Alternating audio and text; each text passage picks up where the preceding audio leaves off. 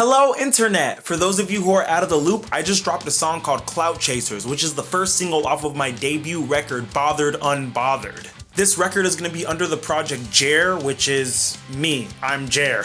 And to celebrate this debut record, I am going to be making a lot of content here on Skatunenetwork around the record. So between now and May 27th, when the record drops everywhere, there will not be any covers uploading, but instead I'll be uploading videos like this one related to the record. And in this video, I'm going to be comparing the demo version to the final version of CLOUT Chasers. There's lots of moments that changed between the demo and the final version, and I thought it'd be pretty cool to go over that in a YouTube video. But before we go into all of that, I think it's important to talk about the backstory of the song itself. Now, originally, CLOUT Chasers was the working title for the song. I thought that when I finished it, I would have a better idea in mind, but I'm terrible at naming things, but also every other name that I came up with didn't fit quite as well as CLOUT Chasers did. Now, instrumentally speaking, I technically started writing this song in 2019 with the opening riff being a little guitar riff that I would mess around with, but never developed anything out of that. But in 2020, I got a DM on Instagram from somebody, and that DM said that they were so hyped and proud of everything that I was doing, but I scrolled up a little bit more, and they rejected collabing with me when Skatunenetwork was starting. They used to ignore a lot of my messages. They never really cared to share my band. When We Are The Union was doing a Kickstarter, they refused to share the Kickstarter. Basically, in every way they could have supported me prior to Skatunenetwork having a lot of followers and subscribers, they didn't. And they're not alone, they're not a special case. There's a lot of people who have done that. Because I've been doing music for over 10 years, I've been playing We're the Union since 2015, I've been doing Skatunenetwork for over 5 years now. And it's not until recent times when a lot of cool people started sharing Skatunenetwork, or when I started getting a larger following count and dedicated followers who support the bands that I talk about, suddenly everyone wants to be my friend.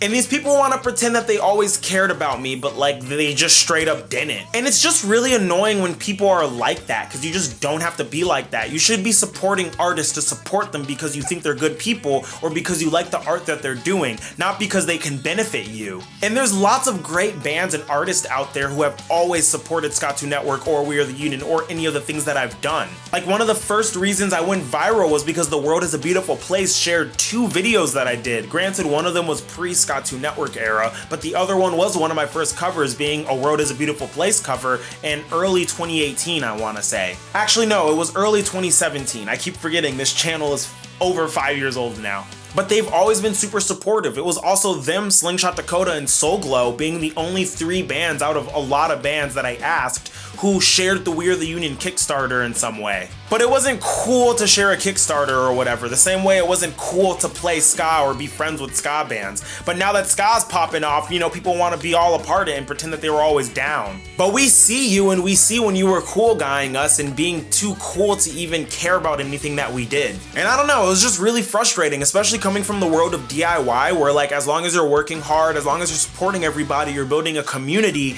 that you can, you know, grow as a scene, as musicians, and as people with, then everything is cool. So like I participate and do all of the things in DIY because I also believe in like community. And then when it comes to the point where like, you know, I have a thing that I've been working hard on, people are too cool to support and be part of that community. The DIY ethics that they preach are fake. Like, it's ridiculous how many bands come from ska or were first inspired by ska or straight up used to be ska bands and they just pretend they're not part of that. And that's not exclusive to bands. That goes for labels, that goes for publication companies, that goes for literally anything in the music industry. In fact, as of recording this video, I don't want to put any names on blast, but I was told that a certain publication company doesn't want to push a story that one of their editors wrote about my record because they said, quote unquote, why would we put out an article about a ska band? I don't know, maybe you should trust the writers that you work with to write with what they think is good. Or maybe if you, I don't know, read the article, you would see that there is a lot of good things happening in that article and you should put it out.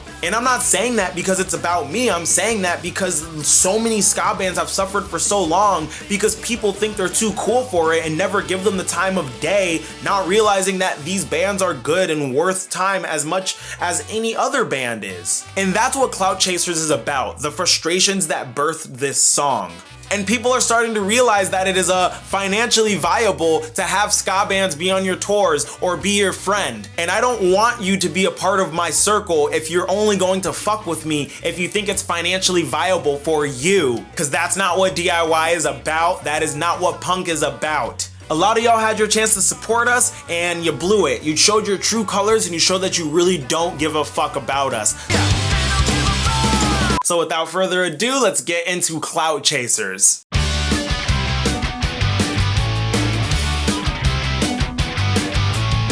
So starting the song is this intro riff. This riff, like I said earlier, I have been sitting on since 2019. I was trying very hard actually to get this opening riff to sound like the intro to like a early 2000s cartoon or TV show on like Nickelodeon or something like that. And I actually based the riff off of the Ned's Declassified School Survival Guide theme.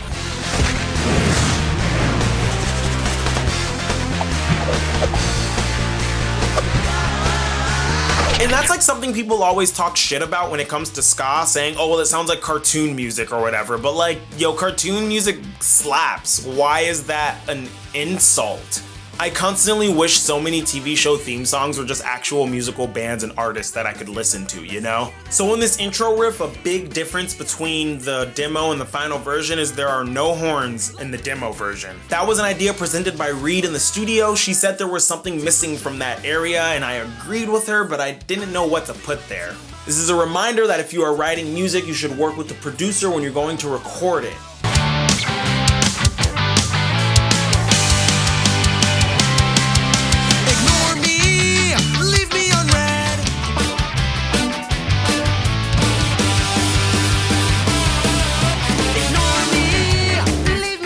Throughout the verse, pre-chorus, and chorus of this demo, not a lot really changed. A lot of that was pretty much similar to the original. The biggest differences coming from things like vocal performance or the performance of the drums, like having real drums. Now, I'm not gonna go too deep into the production side of this record. If you wanna see that, let me know in the comments below. But Woody went into the studio in Tampa at Chop's Music Studio to record all of the drums, sent the stems to us, and then we put them into the project that was based off of the demo. And basically any other additional stuff that was recorded in everyone's home studios who was a collaborator on this record. Now I wanna talk a little bit about like how I wrote this melody and what inspired this song as far as like a sonic standpoint. Now, yes, I wanted it to sound like a 2000s TV show intro, but there was another big inspiration for this song, and that was a lot of like indie punk. Two specific bands that really inspired this song are Tancred and Tired Lion. Specifically, Control Me by Tancred and Lie to Me by Tired Lion.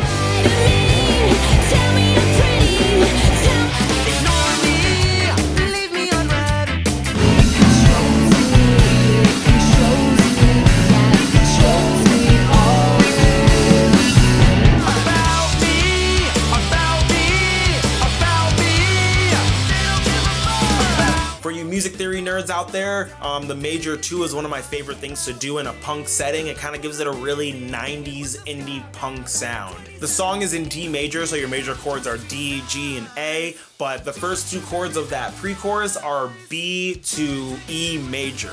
And the E major doesn't act as a secondary dominant going to A after. After that, it goes to G. Maybe I'm just too nice. Too much sugar and no spice.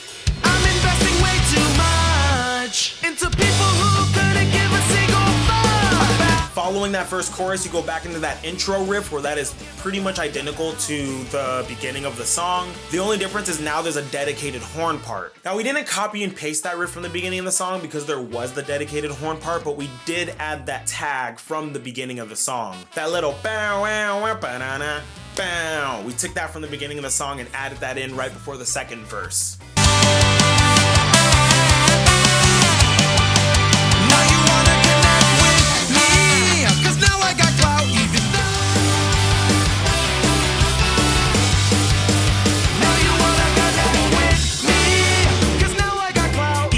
Which you can say is kind of poetic in some way, because at this point in the song, and especially the video, I'm now like rich and famous and I'm much bigger, so you can say that whole horn part is much bigger, or I don't know, we didn't do that on purpose, I promise.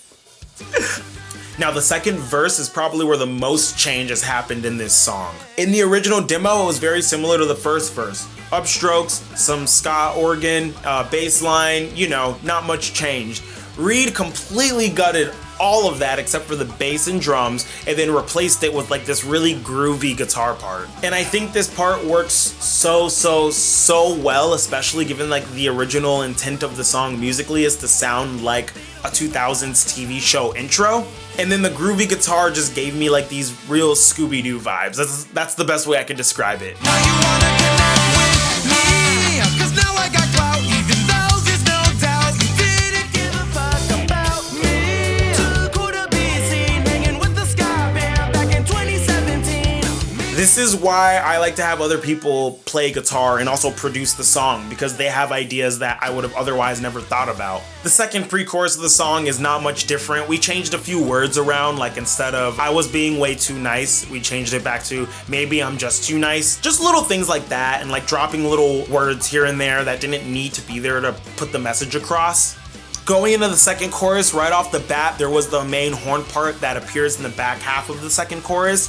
We completely cut that from the front half. I demoed that out, and even in the studio before Reed said it, I was like, yeah, that goes on a little too long. So when she suggested cutting it, I was like, yeah, you're absolutely right. The other thing she told me about that chorus, which at first didn't necessarily, I wasn't against it, but it didn't like sit with me like we needed to do that, was that ending tag. She basically said the about me, they don't give a fuck kept happening way too much.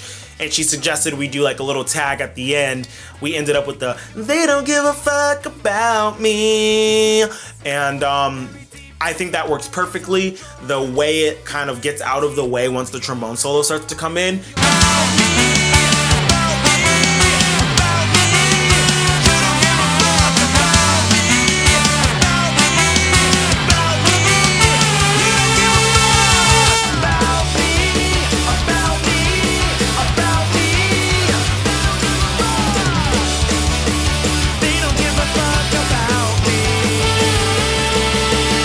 It just makes it flow a lot better into that trombone solo.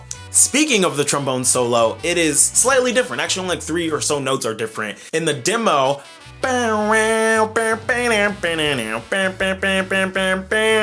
it goes back up to that note instead of doing the and when I demoed that, I really didn't like it. And that trombone solo had so many different versions, and I didn't like any of them. And I ended up with that one. It still wasn't sitting right with me, but when we were in the studio, I think I tracked it that way once too, and then I told Reed, I was like, that needs to change, I don't like it, and she didn't oppose it either, so clearly we both have the same feeling, and I figured it out. So when you have a musical phrase building tension, you need the release for that phrase. For instance, if I'm singing a scale, do, re, mi, fa, sol, la, ti, that's the tension. The tension is there because it's not complete, and you want the tension to be resolved do with that top note finally hitting. Do, re, mi, fa, sol, la, ti, tension, resolution. And so I feel like with that phrase, it wasn't necessarily adding more tension, like ba, ba, na, ba, na, na, ya, na, na, like that's tension, ba, ba, ba, ba. It's not a strong resolution. It's just very neutral. Tension. And then it resolves, but the resolution isn't that good because it's like a lot of tension and like the resolution's like, you know? But I feel like changing it to that. To me, that's like a great amount of resolution. Not too much. It doesn't completely wrap up the musical idea, but offers enough where it's like, ooh, yeah, that hit different.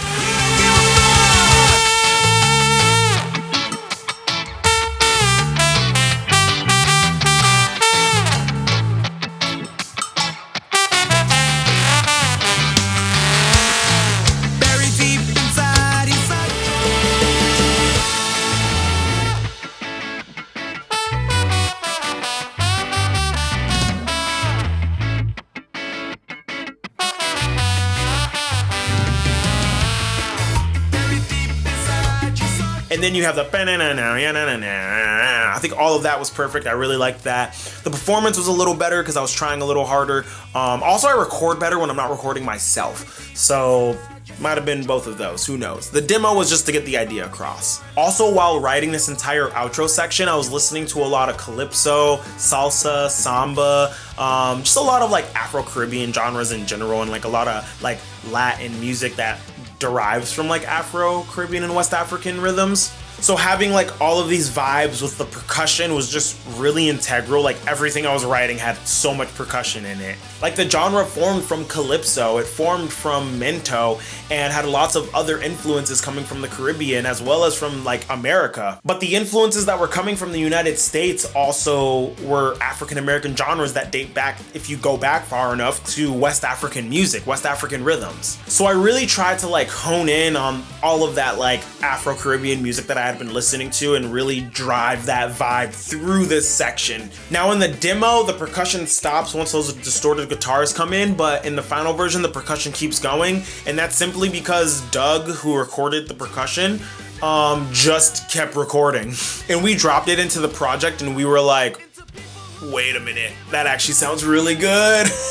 Adding that percussive element over the big distorted guitars, that was a mind-blowing moment. Which brings us to the end of the song. There was like this one little octave synth part that was happening. I think Reed intentionally cut that out, but there's also the slight chance she might have just forgot to import the stems. It didn't take me until 4 or 5 listens through the final mix for me to realize it was gone. And in my opinion, if you don't realize it was gone or was supposed to be there and you're reminded, then it probably wasn't that important to begin with. And so I was like, it's just meant to be. We don't need to have that in there. But other than that, the outro is pretty much the same. And with that being said, we are done comparing the demo to the final version of this song. So for those who are watching or still watching, I hope you really enjoyed this little perspective into the differences between the demo and the final version. And if this is the type of content that you like, let me know in the comments below so I can start making more content like this. And one final thing, if you want to help support this channel and keep it going, consider pledging over on Patreon. The Jer record only exists because of the support of people on Patreon for over a year now. I kept Skatunenetwork going at a consistent frequency, but during all of my free time, I was basically demoing this record, going out to the studio, paying Reed to record it, paying for the art, paying for a lot of stuff that Bad Time Records alone could not cover. And I put a lot of love and effort and passion into this record that a lot of people just didn't see up until we announced it on April Fool's Day. And let me tell you, making a real record is really expensive. Like, it's already expensive running Skatunenetwork and getting those records made on top of that. But that's it for this one. Go ahead and check out the first single, CLOUT Chasers, Bothered, Unbothered. The full record will be out on May 27th. And stay posted for future tour dates, singles, and stuff like that. Okay, bye! A big thank you to all of you who've been watching and giving me views. Don't forget to like and subscribe and to follow on platforms alike. The biggest thank you to everyone on Patreon. And if you purchase